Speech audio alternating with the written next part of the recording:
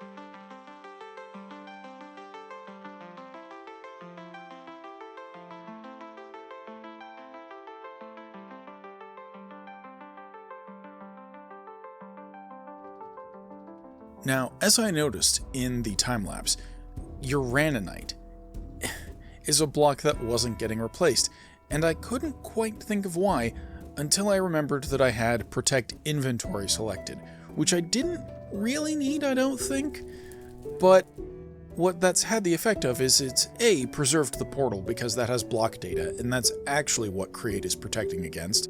The portal technically has block data with where it links into the Nether, I assume, and uraninite has multiple grades of uraninite that can come out of it. And unfortunately, I'm guessing the way this is coded is that is randomized when the ore itself is generated, and because it has data keeping that generation, that means that it's not replaced. It is protected by Create. So the way that we've solved this is I have set the cannon to not protect block entities and then regenerated the list. And you can see that we have all of the stuff that we need to replace things with. I've put the fluid pipes in place up here. So theoretically, all that's going to happen, and I should really run this through again just in case. Yep, that's gone now. And so there are only a few blocks that need fixing. Now, let's see, I've also added the immersive engineering wiring that we need in the contraption. I've added the lanterns up at the top so that it's not entirely dark. And there are just a couple other maintenance things that we need to take care of before I run the cannon one last time. There won't be a fancy time-lapse for that because it's going to be fairly minute changes. One thing that we need to do is put a diamond upgrade on the storage controller. Right, I need to right-click while crouching with an open hand. There we go. So I need to increase the range of the storage controller, and we need to get out our linking tool. Do I need the configuration tool? Oh yeah, I'm going to want that for locking things, but we're not too worried about that inventory-wise. Actually, let us go ahead and, yeah, get the... I've already lost it. Yep, there we go, the configuration tool out as well. We do actually want that. I don't know what I was thinking. But what we want to do is set this as the controller that we're linking to now. And we want to make sure that we're in multi-mode. Yes. So first we're going to start like a this. And then we're going to go like a this. And then we're going to come back in here. And if I can make the jump correct, there we go. We're going to sneak on through into our mechanism. And I'm going to come back here when I don't have this highlighted. But we're just going to take a little bit of damage. Ow. And link those drawers. And as you can see, this is currently down. And I don't think there's any uraninite back in our fog effect. And, you know, this is kind of a nice indicator of what it's going to look like. And lastly, let's just hop back through here. I have not seen any piglins spawn, so I don't know if the system is working as intended. Oh, what am I doing? I need to make sure that the thing is configured correctly. And so we need to come under here. Yep, there it is. So we need to switch this to mob specifically. I also want to turn on that version of this. Okay, so let's see. We need this to be, it is directly under the portal? No, it is not. But that's okay because it needs to be centered on this. So in the Z direction, we need this to be range 1, I think, because we want this to activate when they are standing either in the portal or here. Yeah, I think that'll work. And in fact, let's make this,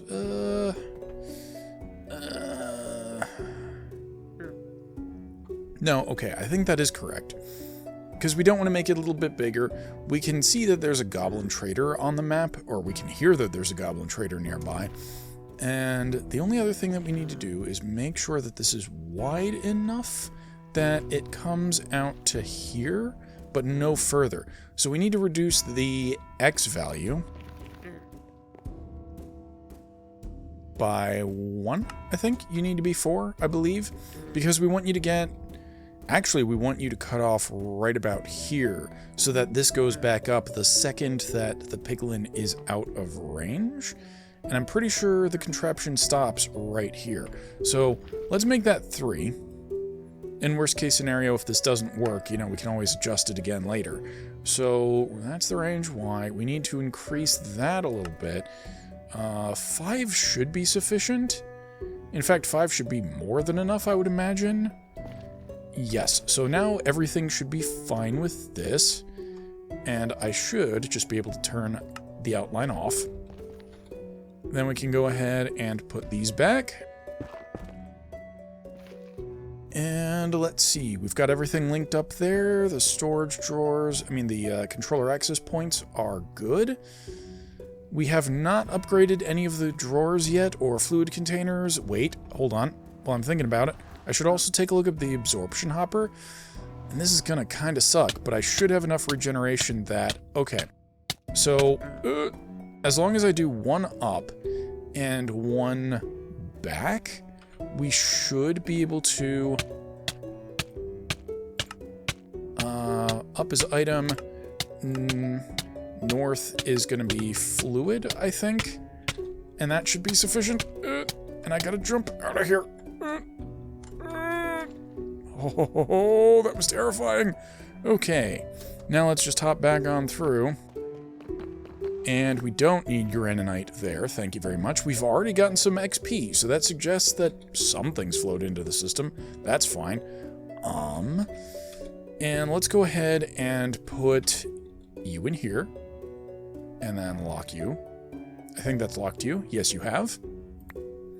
And then we'll go ahead and do the same thing over... No, I'm not going to do the same thing over here because I think that we are potentially just going to expand this one and put the void upgrade in, and then just do 2x2 drawers all on the other side. Possibly even get rid of the compacting drawers over here just so that the stuff doesn't overflow. Yeah, I think that's what we'll do. We'll keep the main piglin drops over on this side.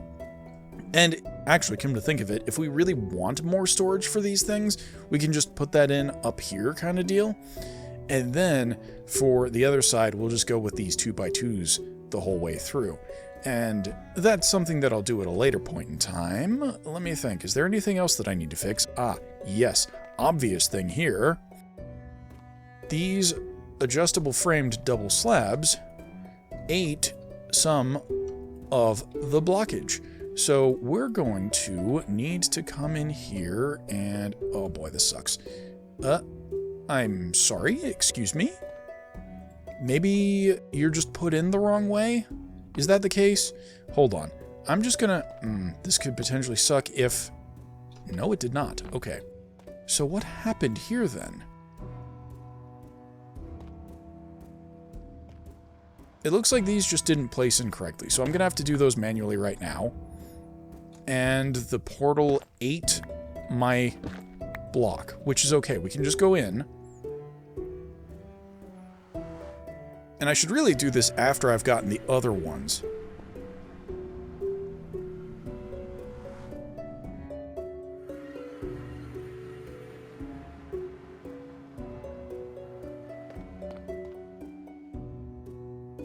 So, I'm not entirely sure what's happened there. The schematic cannon really worked for most of the framed double things that we've used so far. Let me just double check that it worked here.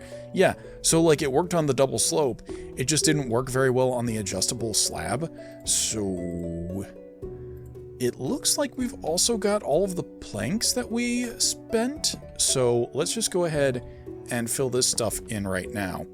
Yeah, see, and we've got the texture that we're anticipating right now. Let me just...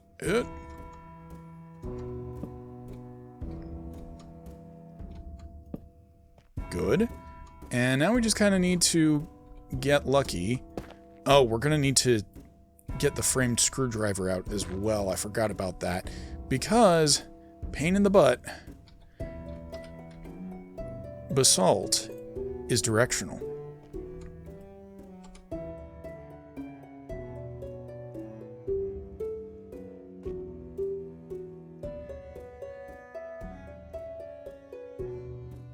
Okay, so that's the top one fixed. Falling in the hole again. Not surprising.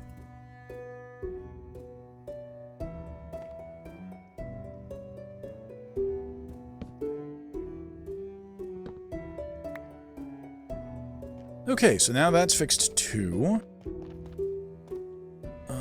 Let me see. Is there anything else that I need to do while I'm here, or can we run the cannon? Ah, yeah, okay. So I do want to jump up, and we'll just go ahead and use the vein mine like that.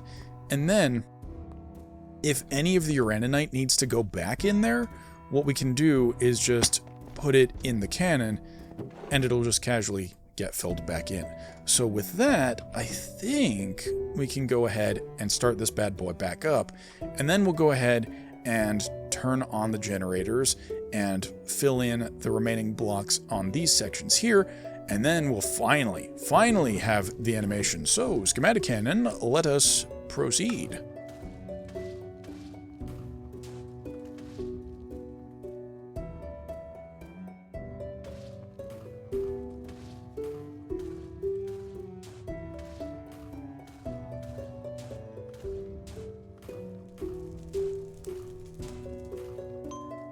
Alright, I'm gonna toggle this.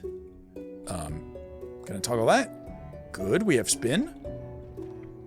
And everything looks good. And then I'm gonna toggle this. And we have spin the other way.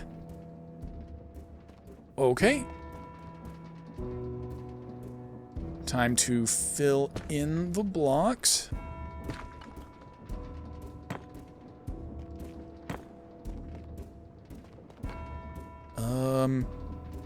Hold on. Why did you not go? Okay, is it because you need to be completely emptied out like that? Okay, I think that's fine. That's perfectly alright. But the thing that's not perfectly alright is that I want to run the schematic cannon again, but where's the water wheel? What? Where did the water wheel go? Okay, I think that's straight up a bug. I think we found a bug in Create. So I'm gonna go get more water wheel there and hope. Okay, so unfortunately, the fix that I wanted for the water wheel isn't gonna work. So I need to go to the nether. I need to get twisted planks or something like that. The red ones. I need to get twisted, warped, whichever. Which sucks. So I'm gonna go get that. We're gonna make the water wheel again. And then I'm gonna put the water wheel in manually this time. And then finally, the whole system will be active. And then, we are also getting zombie piglins. And it appears as though everything has gone correctly. I mean, you know, with... aside from the fact that I need to redo these framed drawers, which is fine. We'll get there when we get there. But I think we're starting to get zombie piglins. And I think they are actually going in. The problem is, we need to ensure that this works. And we're not going to know until I get the warped stem, or the twisted stem, or whatever it's called. Either way, I'm gonna go real quick. I'm gonna go do that, and then we'll be right back. Okay, so after that little fix, I think we've got just about everything except the wheel, which keeps disappearing for some reason, and I suspect it's because I didn't have any crimson stuff, and that's clearly what we're using for it. So let's just go ahead and put this in here. Clear blocks for placement. Clear... Okay, is it this and this just need to be gone? Is that it? Aha, okay. So... that is now out of the way. Let me just break this and we'll put it back in because I want to make sure. Yeah, okay, so that's good now. Let me see. That is so silly. We can even put it back in once those are more or less out of the way. It's just we couldn't do it. That is so annoying. That is so very annoying. Okay, so we can't put the top one in, but the bottom one is good. That's fine. And then, boop. Okay, so I believe that is the finishing touch there. I just need to go ahead and spin this wheel by putting in the lava.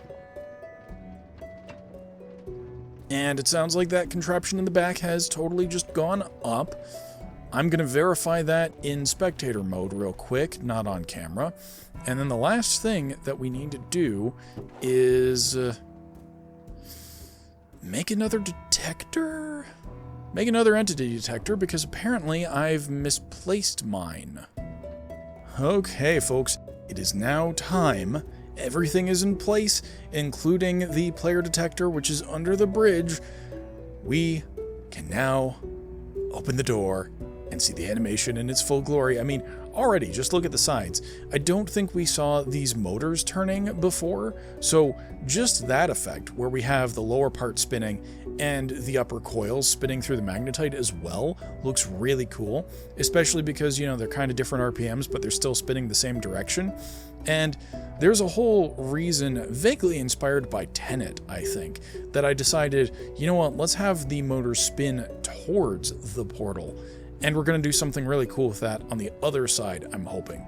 But without further ado, we should right about here. Yeah, see that door opening. Look at that. Isn't that fantastic? I almost kind of want to make that just a little bit bigger, I think, because, hold on, let's see where the threshold's at. Let's see this thing close up, too. Oh, the threshold's right about here. Okay, so I actually think, let's see, 1, 2, 3, 4, 5, 6, 7. Let's expand that to about here, maybe? Actually, no, I want this to shut off right before this, because if you're just in the storage area, you kind of don't want the portal opening up on you. So let me just double check. It should be the threshold right around here. So if I expand this, it's going to be like 1 or 2 blocks. But ultimately, I think that's actually okay. And I think, did we stick with the default? No, I think we went just all the way back to where the portal is. And, oh, that's another thing I need to test. Let's go through the portal real quick. This should close up behind me. And we can't really tell on this side, but if I just wait for a good 30 seconds, that should allow the door to close, and then it should unload behind me. Okay, now at this point I'm confident that it has been at least 30 seconds, which should have allowed the door to close and possibly unload the chunks on the other side. So now we're going to go through, and if everything is going correctly, when I pop back in, the door should open up in front of us. Oh, I'm looking the wrong way, but the door is opening up! Yes, this is great! Oh, and that's not even a long wait time, and because the particle effect doesn't happen when you come back through, yeah, no, that's the desired experience right there. That's perfect! Yes! Oh, this is so cool! I'm really proud of this one, guys. Oh, that looks so cool. Well, folks, I had some ideas for what we could do in the second half of this video, and then I decided, nah, we've spent a fair amount of time fixing things that I didn't expect to go wrong, so I think we'll keep it a little bit shorter this time. Next time around, I'm hoping that we can start getting into this. We have a red trader carpet here, and what that does is within 6 chunks radius of this carpet, it attracts all of the wandering traders that spawn so that they don't spawn, like, indoors or while I'm recording. They'll be down wherever we place this carpet, and I've got an idea for something along the lines of a dock that we imply that traders sail in on, and I think that's a really cool idea.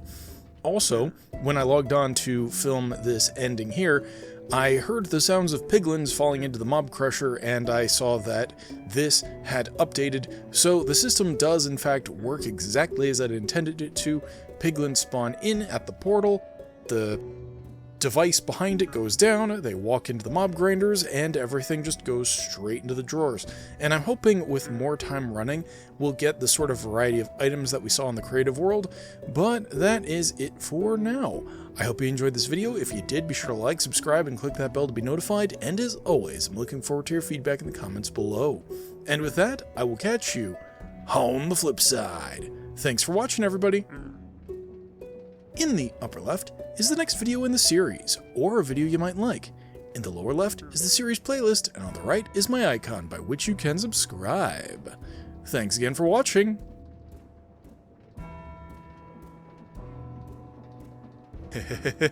Oh yeah, that's still really freaking cool, I'm not gonna lie.